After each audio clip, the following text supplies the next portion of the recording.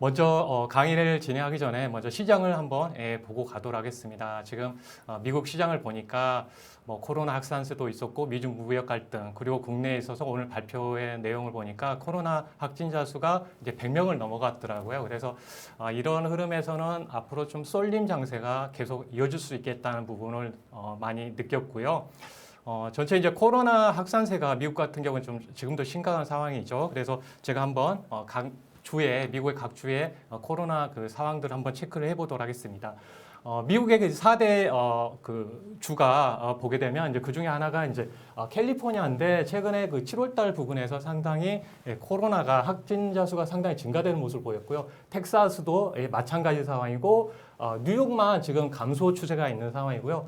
플로리다까지 이렇게 강하게 이렇게 확진자 수가 증가하면서 지금 최근에 실업자 수를 보는 것 증가 추세를 확인해 보면은 텍사스가 지금 실업자 수당 청구 건수가 갑자기 증가했고요. 감소 추세에서 증가하는 모습 그리고 플로리다에서도 실업자 청구 건수가 이렇게 증가하면서 그동안 이제 경제 활동을 통해서 정도 이제 실업률이 좀 떨어지는 상황에서 이렇게 다시 실업률이 올라가다 보니까 전체적으로 경제 재개에 대한 약간 불확실성이 다시 시장에서 좀 더 반영되는 모습을 보이다 보니까 결국은 미국 같은 경우에는 경제가 이런 소비에서 3분의 2가 차지하기 때문에 전체적으로 소비 위축과 경제 지표에서 상당히 안 좋은 흐름이 나오고 있는 상황입니다. 거기에다가 이제 25일이면 주별로 그 실업 수당이 이제 청구자들에게 들 수 있는 그런 재정이 이제 고갈이 되기 때문에 그런 부분에서 상당히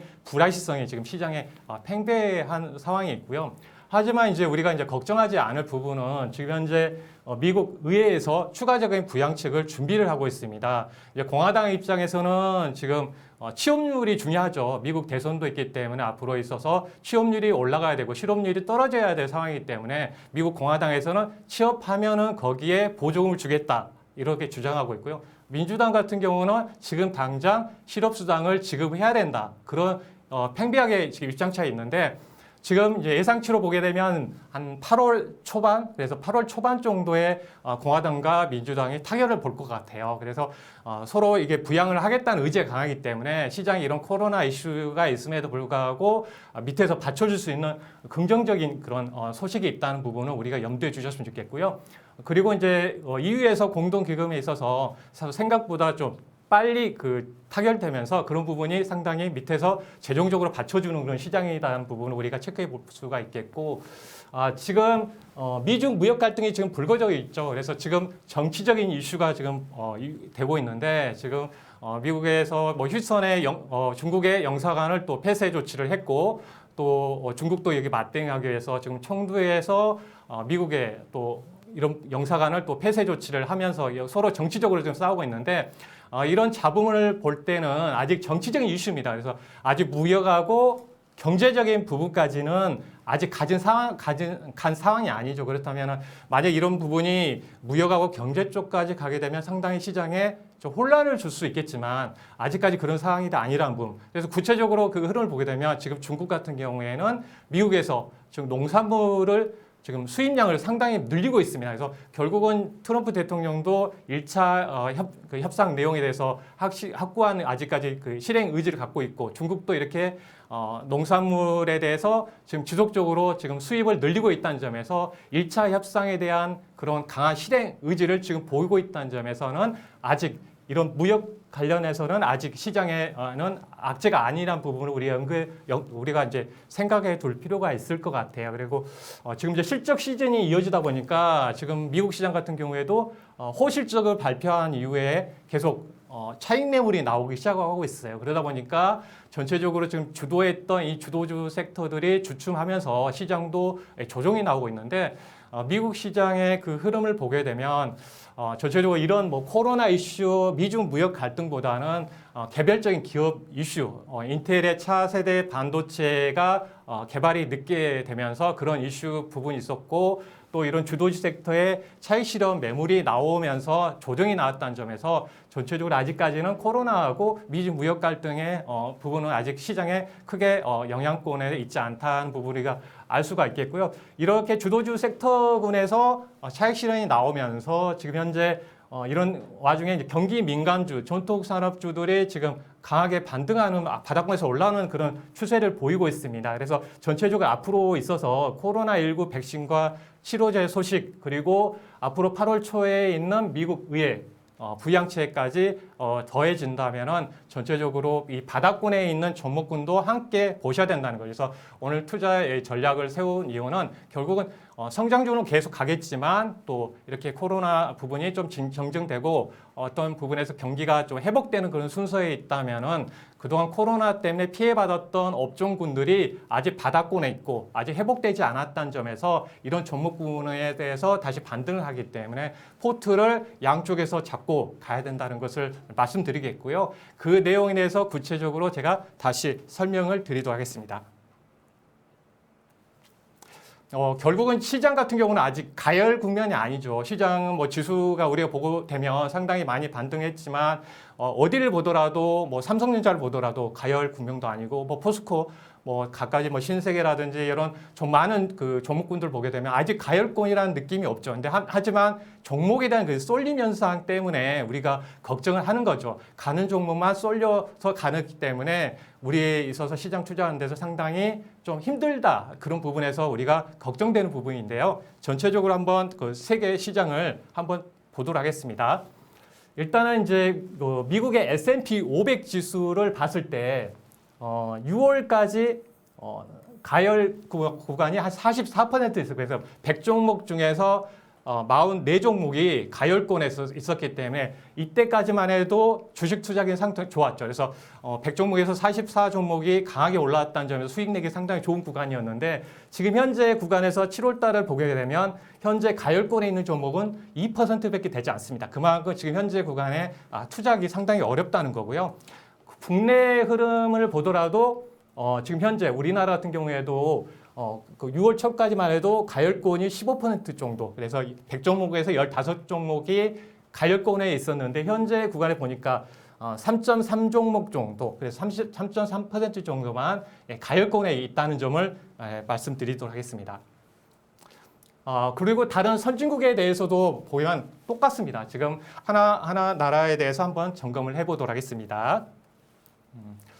먼저 일본 같은 경우에는 지금 현재 주도 섹터, 쏠림 섹터가 스마트 팩토리하고 제약주입니다. 그래서 코로나 이슈 때문에 이 관련된 치료제하고 백신 관련주가 상당히 급등 양상을 보이고 있고요.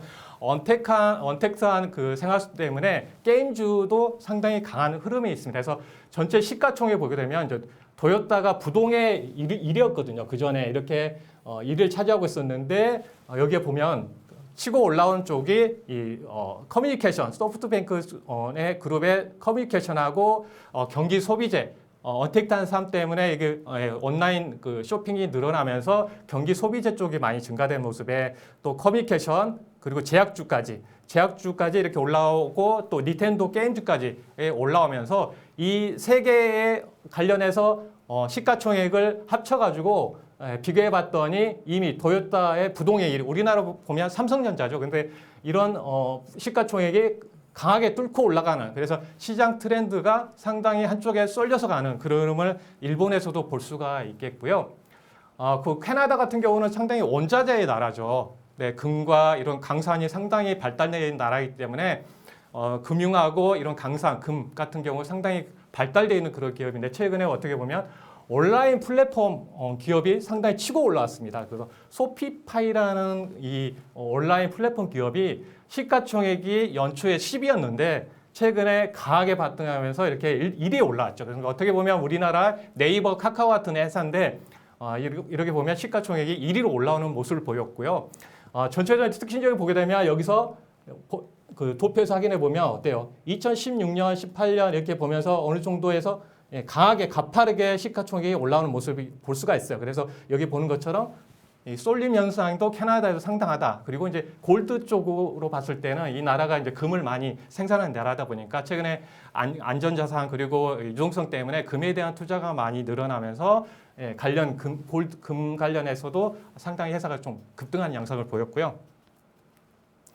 다음은 이제 영국인데요. 영국 같은 경우 여러분도 아시는 것처럼 이제 금융 중심의 허브죠. 근데 그런 금융 중심의 나라가 제약 중심의 축으로 지금 변하고 있습니다. 그만큼 지금 시장이 제약 그리고 언택트한 그런 IT 관련해서 많이 집중되어 있다는 것을 알 수가 있겠고요.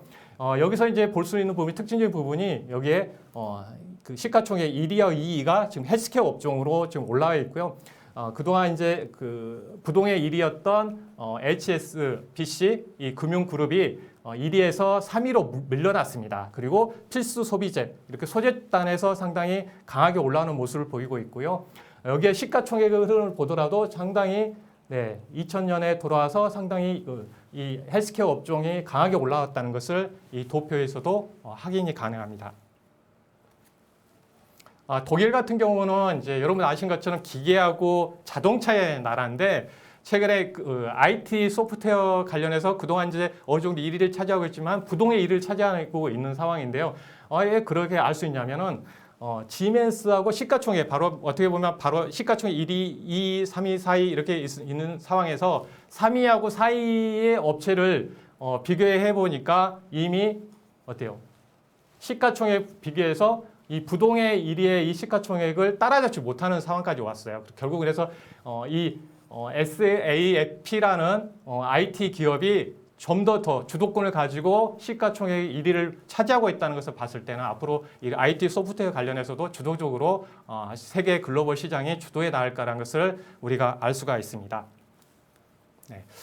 이런 변화가 언제까지 지속될까에 대한 이제 궁금점이 여러분들에 있을 것 같은데요.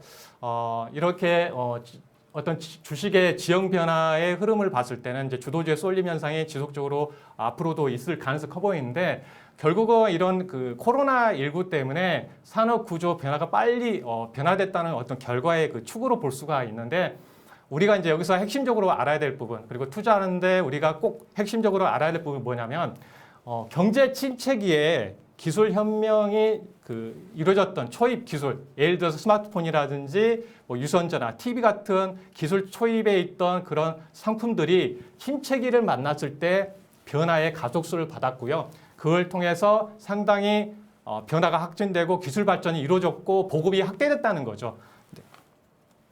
네. 여기에 도표를 보더라도 보게 되면 1970년대에 오일 쇼크가 한번 있었죠. 이때 TV가 상당히 보급력이 상당히 커졌었고요. 여기에 2000년 IT 버블 때 인터넷과 PC 보급이 상당히 가팔랐던 시기였고요.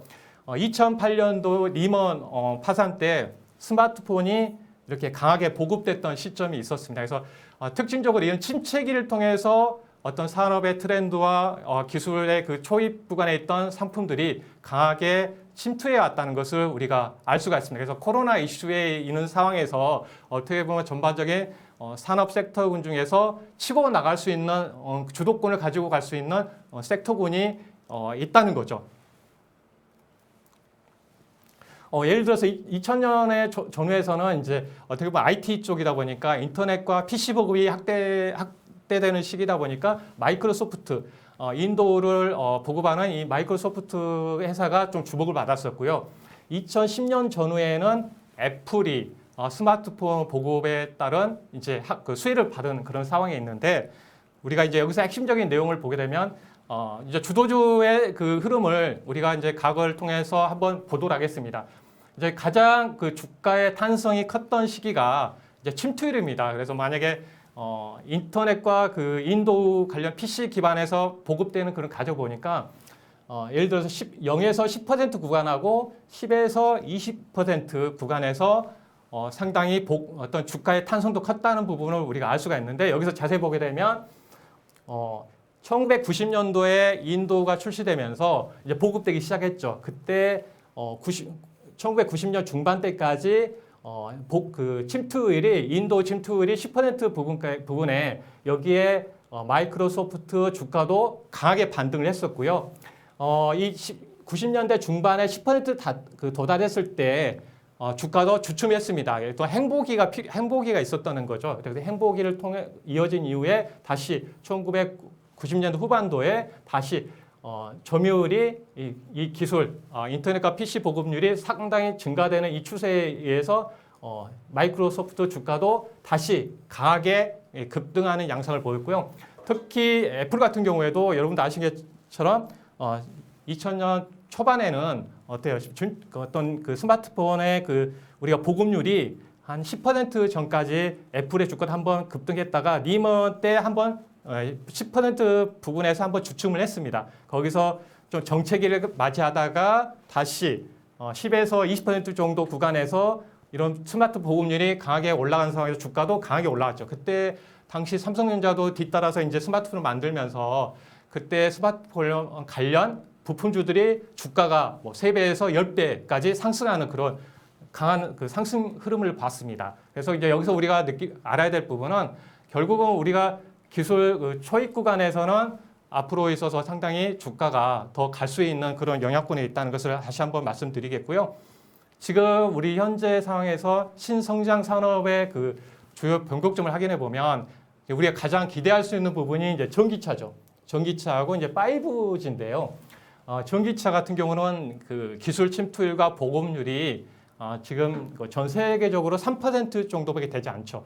그리고 이 5G 같은 경우에는 국내가 좀 빠른 편인데 현재 국내 기준으로 4% 정도 추정되는 상황인데 아까 제가 이제 보여드리는 것처럼 아직 10%를 도달하지 못했다는 것을 알 수가 있죠. 그래서 이 10% 전후에 어떤 이제 주가의 약간 행보 구간이 조정 기간이 필요한데 아직까지는 이 구간에 도달하지 않았기 때문에 아직 주가의 이 흐름 그리고 전기차라든지 이 5G 관련 종목들은 추세적으로 주가가 앞으로 더 갈 수 있다는 것을 알 수가 있겠죠. 그래서 우리가 주가의 관성은 쉽게 꺾이지 않을 거며 앞으로 뭐 약간 조정이 나올 수는 있지만 추세적으로 중장기 추세에 있어서 상당히 가파르게 내년까지 일단은 갈 수가 있다는 걸 알 수 있겠죠. 그래서 5G 뭐 전기차 관련 섹터는 우리가 주도주로서 성장주로서 우리가 꼭 담아서 우리가 매매를 하고 여러분들 하셔야 되겠죠. 그래서 이런 부분을 중요하게 언급을 해드리고요.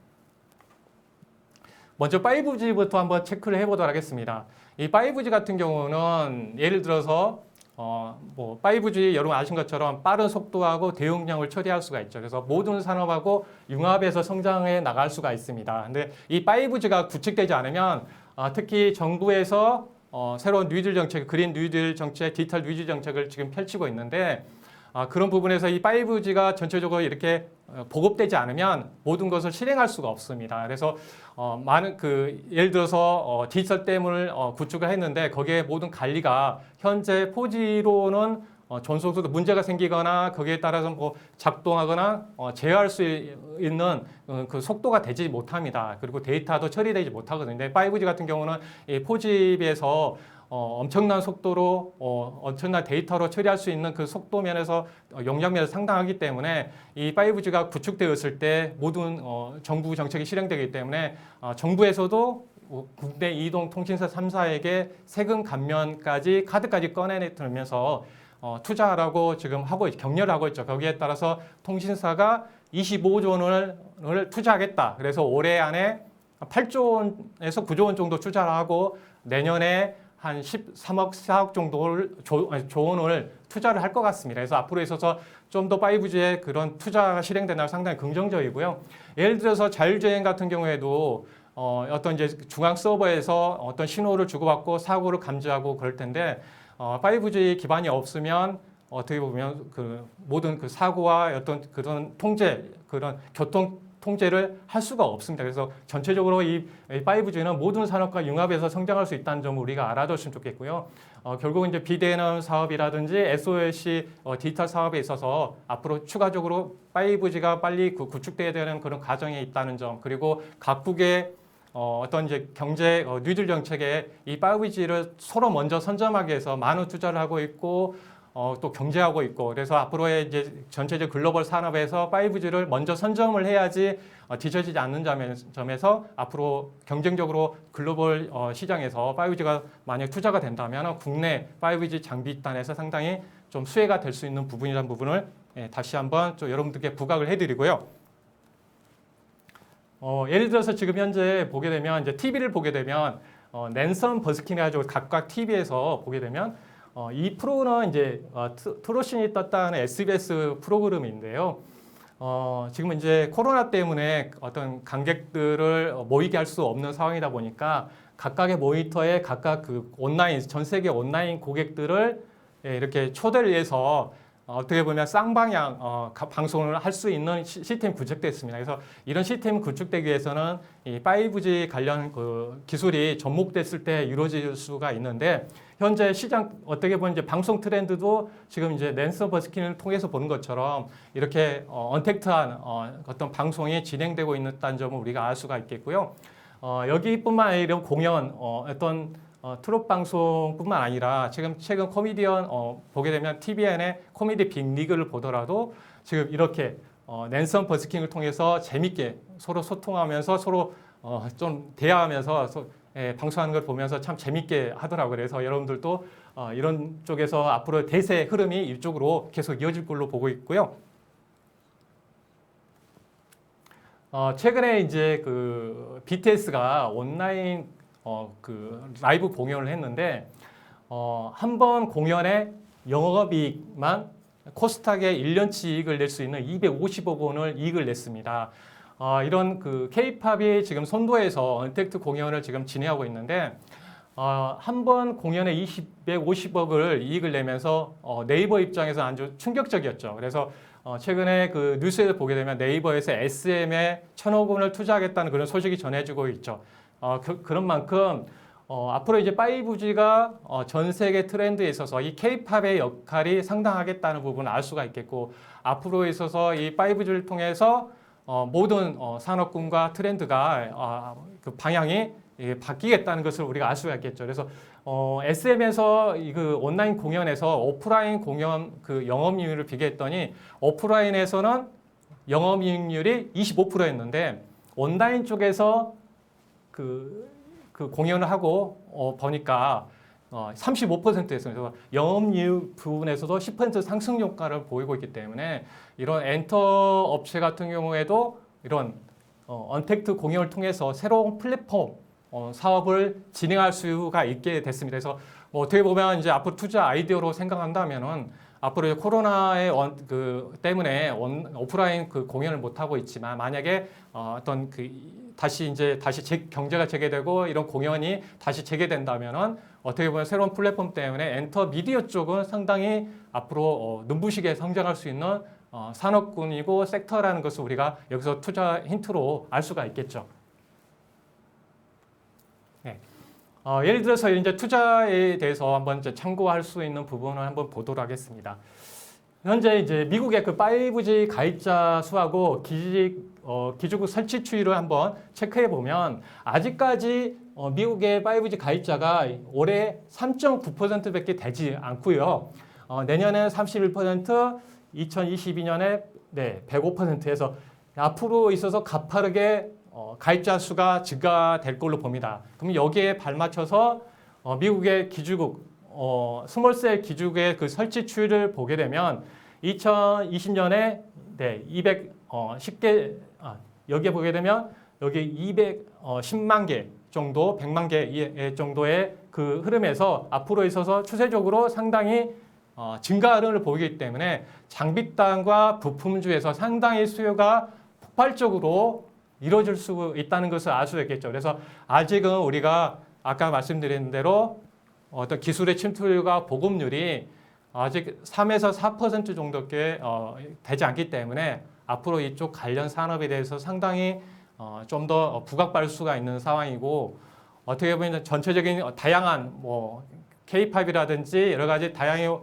SOC 사업이라든지 모든 산업 전반이 이 5G를 통해서 연결되는 그런 산업 구조로 연결될 가능성이 크다는 점에서 앞으로 있어서 상당히 이쪽의 섹터에 대해서 앞으로 계속 관심을 가져야 한다는 부분을 여러분들이 항상 아셔야 된다는 부분 말씀드리고요.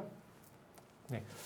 이제 우리가 이제 그 5G 관련해서 기가급 인터넷 관련해서 밸류 체인에 대해서 우리가 알아둘 필요가 있을 것 같아요. 우리가 이제 그 5G 하게 되면 이동 통신만 생각하시는데 이렇게 어떤 무선 통신만 생각하시는데 우리가 실질적으로 여러분들 집에서나 회사에서 사용하는 네트워크 관련해서도 5G에 대해서 연결되어 있다는 부분을 말씀드리겠습니다. 그래서 순차적으로 먼저 이동통신 분야가 먼저 투자가 이루어질 것 같고요. 그 이후에 네트워크 관련 기반도 함께 이루어지기 때문에 관련 섹터는 같이 보셨으면 좋겠습니다. 그래서 이렇게 좀 그림이 좀 복잡하니까 하나하나 기업에 대해서 한번 연결해서 한번 보도록 하겠습니다. 일단은 이동통신 장비단하고 공급사에 대해서 한번 여러분들이 꼭 알아두셨으면 좋겠습니다. 대표적으로 이제 이동통신 장비의 기죽이 제일 중요하겠죠. 그리고 거기에 들어간 장비단하고 부품단이 중요한데 먼저 여기서 우리가 눈여겨볼 부분은 이제 각 회사들이 공급하는 이 회사들이 있는데 먼저 이 공급사를 먼저 확인해 볼 필요가 있을 것 같아요. KMW 같은 경우에는 삼성전자, 노키아, 에릭슨하고 중국의 중신통신에 대해서 공급을 하고 있고요. 화웨이 쪽에는 아직 공급을 하지 않고 있습니다. 근데 지금 화웨이가 미중 무역 갈등의 좀 핵심에 있기 때문에 그런 부분에서 상당히 좀 제약적인 부분이 있는데 KMW 같은 경우는 삼성전자만 점유율 확대되면 그런 부분이 수혜가 되고요. 노키아나 에릭슨 통해서 일본이나 이런 미국 선진국에 함께 또 그 진출할 수 있기 때문에 그런 부분이 상당히 우호적이기 때문에 어떻게 보면 공급단에서 보게 되면 KMW가 상당히 유리한 위치에 있다는 부분을 알 수가 있습니다. 그리고 중신통신을 통해서 보게 되면 그 중국 쪽도 공급할 수 있다는 점, 화웨이가 아닌 이쪽에서 공급할 수 있다는 점도 상당히 좀 매력적인 부분에 있겠고요. 에이스테크 같은 경우 보게 되면 삼성전자, 지금 최근에 삼성전자가 어떤 그 네트워크 통신 장비에 있어서 상당히 점유율이 올라가고 있는 상황이죠. 거기에 따라서 공급하고 있다는 점, 그리고 에릭슨을 통해서 또 다른 다양한 나라에 또 공급할 수 있는 공급처를 가지고 있다는 점은 상당히 좀 에이스테크, 그래서 매력적이라는 부분을 알 수가 있겠고요. 서진 시스템 같은 경우에는 이제 삼성전자에만 지금 납품하고 있습니다. 그래서 그전에 삼성전자의 네트워크 장비가 실적이 안 좋다 그러면 주가도 이렇게 하락하고 그랬지만 지금 이제 추세가 삼성전자의 어떤 고객사가 지금 현재 캐나다의 그 통신사 두 곳하고 동남아, 베트남 그리고 유럽에 있는 선진국들의 그 고객사를 계속 늘려가고 있다는 소식이 전해지고 있어요. 그렇다면 이 서진 시스템 같은 경우도 지금 최근에 주가가 이렇게 강하게 올라오는 이유 중에 하나가 이런 부분이 지금 주가에 반영되고 있다는 부분을 말씀드리겠습니다.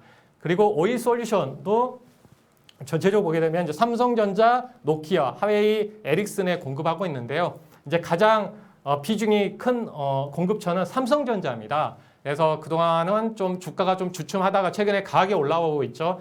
네, 이 종목에 대해서도 제가 방송에서 여러 번 이제 추천해드리고 그랬는데 이런 부분에서 오이솔루션 같은 경우에 앞으로 좀 더 부각받을 수 있는 흐름이 되겠죠. 그래서 삼성전자의 고객사 확대되면 오이솔루션도 덩달아서 수혜를 받을 수 있는 그런 구조에 있고요. RFHIC 같은 경우는 RF 부품 관련해서도 지금 현재 지금 삼성전자, 노키아, 화웨이, 에릭슨 이렇게 움직이는데 화웨이 쪽 비중이 좀 그동안 있었다는 부분이 있었는데 우리가 이제 그 부분 때문에 그 전에 이제 주가가 움직이지 못했다가 뭐 최근에 뭐 5G 움직이면서 좀 반등을 했었는데 이제 이런 투자 아이디어는 생각을 해야 될 것 같아요. 화웨이 쪽이 만약에 어떤 그 미중 무역 갈등 때문에 피해를 입었을 경우에는 결국은 그 반대 어떤 수혜를 받는 쪽이 삼성전자입니다. 그러면 삼성전자에 납품을 하고 있기 때문에 이런 부분에서도 RFHIC 같은 이런 회사도 이제 수혜를 받을 수가 있겠죠. 그래서 이런 부분을 이 공급단을 통해서 우리가 투자의 그런 아이디어를 찾을 수가 있겠고요. 전체적으로 이제 상세하게 한번 제가 부품단을 한번 이야기해 보도록 하겠습니다. 일단은 KMW 같은 그 부품을 보게 되면 안테나, RRH, RF 부품, 스몰셀을 이렇게 만드는데 안테나 같은 경우는 여러분들이 많이 뭐 이해도가 쉬울 것 같아서 일단은 패스하고요. RRH 같은 경우 부품은 어떻게 되냐면 쉽게 말해서 차세대 기지국 장비라고 생각하시면 되는데 우리가 이 이동통신 쪽이다 보니까 우리가 대기 중에 떠다니는 신호를 필요한 신호를 우리가 잡아내겠죠. 그거를 수집하는 그런 기능하고 그 수집한 어떤 그 정보를 그 데이터를 해석하는 그 기능이 있어야 되겠죠. 그 기능을 하는 쪽이 RRH고요. 요즘 같은 이제 5G 같은 경우는 데이터를 빨리 처리하고 많은 데이터를 또 함께 빨리 처리한다는 점에서 또 기중 내에서 모든 걸 처리를 해야 됩니다. 근데 이 부품단에서는 그걸 처리할 수 있기 때문에 차세대 기죽으로서 많이 부각받고 있고 5G 장비단에서 앞으로 있어서 많이 쓰일 수 있는 장비, 부품 관련이라는 점에서 우리가 핵심적인 부품이라는 것을 말씀드리겠고요. 여기에 단에서 어떤 이게 수집하는 RF 부품이 들어가는데 이거 같은 경우는 결국은 우리가 예를 들어서 진짜 가장 우리가 그 운전하면서 생활 속에서 딱 접근하는 게 하이패스 여러분들이 많이 접근하잖아요. 빨리 그 운전하는 속도로 딱 지나갔는데 결제되는 그런 시스템인데 그만큼 이런 빠른 속도와 또 이런 다양한 환경 속 기후와 그런 환경 속에서도 그 빨리 그런 데이터를 처리하고 잡아낼 수 있는 부품단이 RF 부품이고요. 특히 이제 그 앞으로 이제 5G 같은 경우는 주파수 대역이 상당히 큰데 그 큰 대역에서도 이게 처리할 수 있는 그 부품단이고요. 스몰셀 같은 경우는 우리가 기죽을 세웠는데 이렇게 신도시 가게 되면 많은 건물들이 세워지다 보니까 수신이 잘 되지 않은 경우를 여러분들 경험하셨을 텐데 이 스몰셀 같은 경우는 작은 기지국이라고 생각하시면 돼요. 그래서 곳곳에 한 수백 미터의 공간을 좀 커버할 수 있는 스몰셀. 그래서 큰 기지국의 주위에 스몰셀이 들어가게 되는데 이 스몰셀을 들어가게 되면 큰 기지국에 투자하게 되면 비용적인 면 그리고 효율적인 면에서 좀 떨어지기 때문에 이 스몰셀 기지국을 설치하게 되면 효율성 부분이나 어떤 비용적인 부분에서 상당히 좀 긍정적인 부분이기 때문에 많이 사용합니다. 그래서 특히 이제 KMW 같은 회사가 어떻게 보면 통신 대장주라고 이렇게 일컬어진 이유가 지금 핵심적으로 차세대적으로 많이 쓰이는 부품단을 다 가지고 있기 때문에 그만큼 이제 대장주 역할을 하는 거고요. 에이스테크도 여기에 들어가는 동일하게 안테나하고 RRH, RF 부품, 스몰셀 기주국 관련을 지금 공급을 하고 있습니다. 그래서 좀 그 KMW 같은 경우는 먼저 대장주 역할을 했었고 에이스테크는 이제 지금 강하게 인재 반등하면서 올라오고 있는 상황이고요. 여기에 이제 서지 시스템 같은 경우는 여기에 들어가는 RRH 케이스를 공급하고 있고요. 그리고 이제 오이솔루션 광 트랜시버 같은 경우에는 우리가 강 통신망하고 들어가는 그쪽에 강 케이블이 있을 거고 그리고 데이터를 처리하는 정송 장비가 있을 거 아니에요. 그 사이에서 어떻게 보면 이런 그 강 통신망에서 그 전기 신호가 이제 어떻게 보면 무선상의 이동 통신상에 이렇게 움직일 때는 이제 빛의 신호로 바뀌어야 됩니다. 전기 신호를 보낼 수가 없잖아요. 그러다 보니까 이걸 전기 신호를 빛 신호로 이제 보내주고 다시 또 받았을 때는 빛 신호를 전기 신호로 바꿔주는 그런 강 트랜시버 역할을 하게 됩니다. 그래서 앞으로 이런 많은 그 데이터 용량을 처리하기 위해서는 강 트랜시버의 그 수요는 상당히 많이 이루어져야 되겠죠. 그러기에 따라서 수혜가 앞으로 좀 예상되고 있고요. 네, RF, HRC, RF 부품이 여기 들어가고 있다는 부분 말씀드립니다. 그래서 전체적으로 이런 부분이 있기 때문에 두 종목의 대장 역할을 하고 있다는 부분을 말씀드리겠고요. 그 다음에 이제 이동통신이 했으니까 이제 네트워크 장비 쪽으로 말씀드리도록 하겠습니다. 전체적으로 우리가 이제 가장 그 5G의 모든 정책의 마지막은 우리 집까지 5G 그런 서비스가 이어져야 되겠죠. 광 라인이 이어져야지 투자가 마무리가 되는데 이제 가장 핵심적인 회사가 나산 네트워크스입니다. 이 회사 같은 경우에는 FTTX 장비, 쉽게 말해서 그동안 예를 들어서 그동안 이제 뭐 구리선, 전기 전화선 같은 구리선을 통해서 인터넷이 이렇게 들어왔다면 앞으로 있어서 그걸 강통신이 이루어져야지 그 속도와 데이터를 처리할 수 있기 때문에 앞으로 있어서 각 라인에 들어가는 그 장비단을 연결해주는 장비가 이 FTTX 장비고요. 거기에 따라서 또 여러분들이 쉽게 말하는 허브 관련 그 장비단이 또 여기에 다산 네트워크스가 지금 만들고 있습니다. 그래서 이 부분은 네트워크 장비에서 우리가 오프라인 네트워크 장비에서 상당히 쓰이는 핵심적인 종목이기 때문에 앞으로 있어서 다산 네트워크스 상당히 수혜가 예상되고 있는 상황이고 거기에 따라서 이제 같이 하고 있는 유비쿼스라는 종목 그리고 HFR이라는 종목도 우리가 어떤 스몰캡 종목으로서 유심히 보셔도 좋겠고요. 여기에 보게 되면 강 모듈 아까 말씀드렸죠. 강 트랜시버의 부품 만드는 회사가 또 솔리드가 있습니다. 이 솔리드가 최근에 이제 부각받는데 이 솔리드 회사도 우리가 눈여겨 보셔야 되는 부분 말씀드리겠고요. 나머지 종목은 일단은 참고만 하시고 이 이노와이러스 이 어떻게 보면 계측 장비 많은 다시 이제 투자 이런 계측이 장비가 많이 소요되겠죠. 그래서 이노와이러스 이 종목에 대해서도 여러분들이 관심을 가졌으면 좋겠습니다. 네, 여기까지 한번 5G 관련해서 장비단에 대해서 한번 여러분께 정리를 해드렸고요. 네, 다음 이제 성장주 전기차에 대해서 설명드리도록 하겠습니다. 지금까지 나온 전기차 같은 경우는 좀 약간 사고 싶지 않은 약간 투박함이 있었어요. 네, 전기차니까 나 전기차 탄다는 그런 개념이 있었지만 어떤 다양한 소비층을 만족하기 위해서는 다양한 디자인의 차가 나와야 되겠죠. 그래서 지금 현재 출시된 신차 모델을 보게 되면 어때요? 여러분들 한번 눈으로 보시면 정말 예쁘게 나온 것 같아요. 뭐 아우디, BMW 시리즈, 벤츠 여기에 보게 되면 볼보 이런 종목 이런 그 전기차 모델을 보게 되면 다양한 소비층을 소화해낼 수 있는 전기차 모델이 올해 하반기 그리고 2013년까지 다양하게 나온다는 거죠. 현대차도 지금 라인을 지금 설치를 하고 2021년도에 전기차를 다양한 모델을 출시할 계획인 만큼 앞으로 상당히 이 전기차에서도 보급이 확대된다는 것을 알 수가 있습니다. 그래서 앞에서 언급해 드린 것처럼 전기차 보급률이 지금 30%밖에 되지 않습니다. 내 주위에 전기차를 가지고 있는 분이 몇이나 되는지 여러분들 보시면 느끼실 겁니다. 그래서 앞으로 해서 전기차 관련 2차 전지, 배터리라든지 거기에 부품단을 여러분들이 지속적으로 봐야 되는 이유 중에 하나라는 부분을 저 신차를 통해서 제가 한번 보여드렸고요.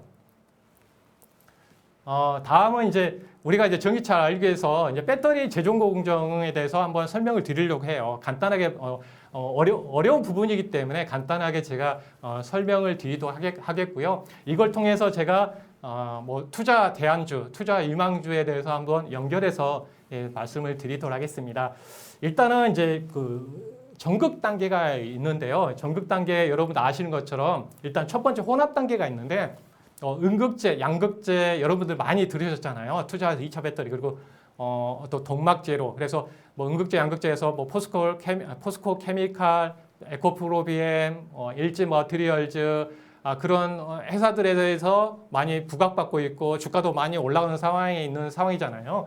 그런 재료들을 혼합해서 이제 만들겠죠. 이렇게 혼합해서 만들고 그거를 다시 보호하기 위해서 코팅을 하고 또 그거를 다시 압축을 압연을 하고 이거를 또 잘라서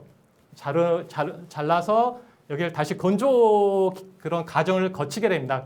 그 위에 이제 조립 단계가 필요하겠죠. 이거 재료를 만들어서 이제 쓸 수 있게 만들어서 조립 단계를 만드는데 우리가 이제 배터리를 보게 되면 이렇게 각 모양으로 되어 있는 경우 있고 원통형 모양으로 되어 있어요. 그래서 대표적으로 원통형 모양을 만드는 회사가 이제 삼성 SDI고 소형 쪽에 아직까지 소형 쪽에 대세였죠. 근데 앞으로 이제 그만큼 이제 그 원통형 배터리를 그 2차 전지를 만들기 상당히 어렵다 그래요, 기술적으로. 근데 이제 삼성 SDI 같은 경우는 이걸 대형으로 만들 수 있는 기술까지 되었기 때문에 이제 앞으로 추세적으로 이 원통형 그 배터리 관련해서도 많이 성장할 걸로 보고 있고요. 그래서 이제 그런 만들어진 그런 그 케이스에 적재하고 넣어서 조립하는 과정을 통해서 전액을 또 이렇게 주입하고 이제 밀봉을 해서 이제 딱 제품을 딱 만드는데 이제 가장 중요한 부분이 딱 만들어 놓으면 이게 성능이 되는지 돌아가는지 모르잖아요. 거기에 이제 알아가기 위해서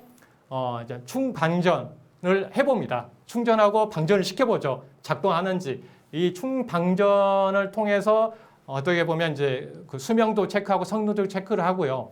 여기에 이제 활성화 단계를 거쳐서 앞으로 이제 그 배터리에서 수명을 불어줍니다. 생명을 불어주기 때문에 이런 중요한 과정을 거치게 되는데 여기에 들어가는 장비, 아까 충반전 성능 수명 검사를 하는 업체와 또 배터리의 생명을 불어넣는 장비가 PNG 솔루션입니다. 그래서 이런 장비단은 핵심적으로 들어가야 되겠죠. 그래서 빠질 수 없는 장비단이기 때문에 앞으로 우리가 감시 있게 봐야 되는 이 기업의 그 종목이고요. 이 회사가 올해 한 200억 원대의 그 영업이익을 기록할 것 같아요. 일단은 보게 되면 우리의 국내 3사, 삼성 SDI, LG화학, 그리고 SK이노베이션, 그리고 중국 기업 배터리, 그래서 전 세계를 지금 지배하고 있는 이 배터리에 이 장비를 공급하고 있다는 점은 상당히 좀 긍정적이고요. 최근에 5년 만에 1,000억을 투자해서 캐파를 한 3배까지 늘려놓은 상황입니다. 그래서 이런 부분에서 이런 장비단에서 사이클을 통해서 성능 검사, 그리고 이 포메이션을 통해서 배터리의 생명을 불어넣는 이 PN 솔루션은 앞으로에서도 좀 더 그 배터리라든지 그 시장이 커질 때는 어떤 성장이 계속 이어질 걸로 보고 있고, 수주에서도 보게 되면 지속적으로 상승 중에 있고요. 매출단에서 보게 되면 국내하고 해외 쪽에서도 지속적으로 상승하고 있다는 점을 말씀드렸습니다. 여기 보신 것처럼 이제 그 길쭉 분석으로 잠깐 언급해 드리면, 최근에 올라오는 흐름에서 보게 되면 거래량이 실리면서 주가가 레벨업이 한 번씩 됐고요.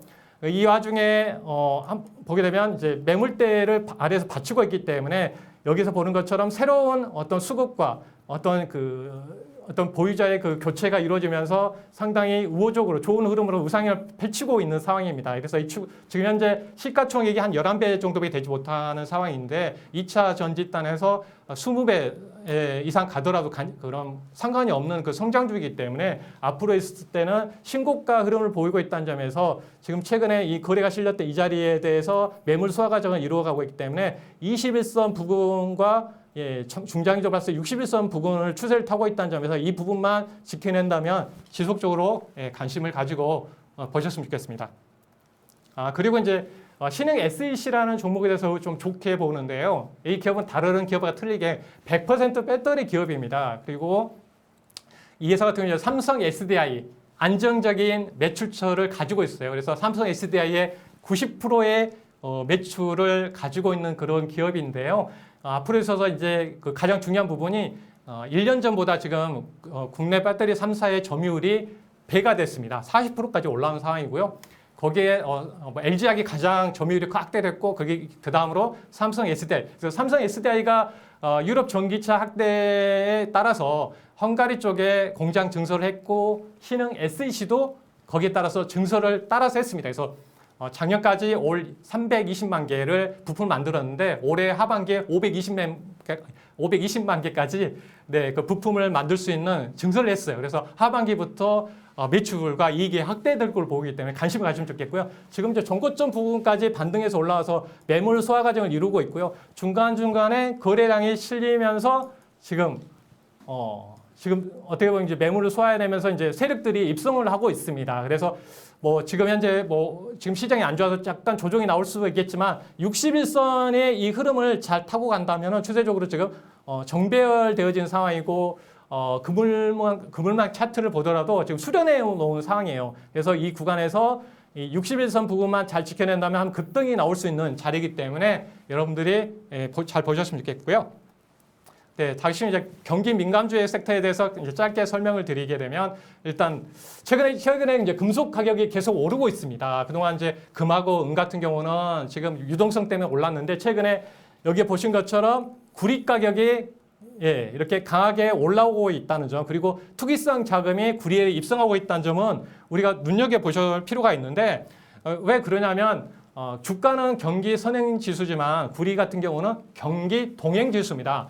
결국은 글로벌 산업 생산이 이렇게 이제 저점을 통과 반영하고 있다는 거죠. 그러면 구리가 소비가 늘어났다는 거는 지금 생산이 지금 증가되고 있다는 점을 알 수가 있는 부분이고, 글로벌 경기에 체크를 해보더라도 중국의 제조업 지수의 그 신규 주문, 그래서 산업 생산이 증가하게 되면 신규 주문이 늘어나겠죠. 근데 거기에 주문이 이렇게 반등하는 보이고, 특히 이제 미국 같은 경우에도 제조업 ISM 제조업 신규 주문자 수가 7월 들어서 가파르게 증가되고 있다는 점을 봤을 때는 앞으로 경기가 바닥을 찍었고 회복 중에 있다는 것을 알 수가 있습니다. 여기서 보는 것처럼 어때요?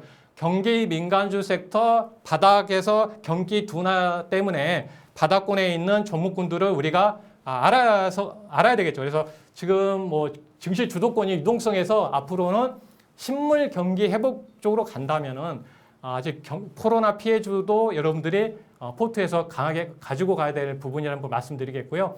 결국은 지금 경기 방어주가 바이오주가 지금 대세의 흐름을 보이고 있죠.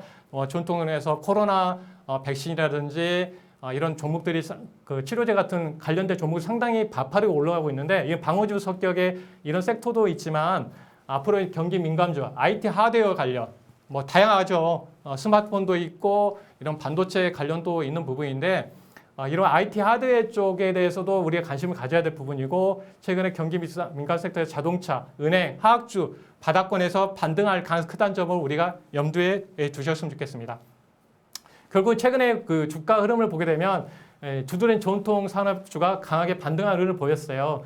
그리고 여기 이제 금융주들의 목표 주가의 그 변화를 보니까 최근에 상향 조치되는 증권사 리포트들이 많이 나오고 있는 상황이고요. 최근에 이제 그린 뉴딜 정책 때문에 두산중공부터 전통 제약주들이 지금 신풍제약, 제일약품, 이런 SK케미칼, 대원제약, 이런 OCI까지 전통 산업들이 많이 반등하는 흐름을 보이고 있습니다.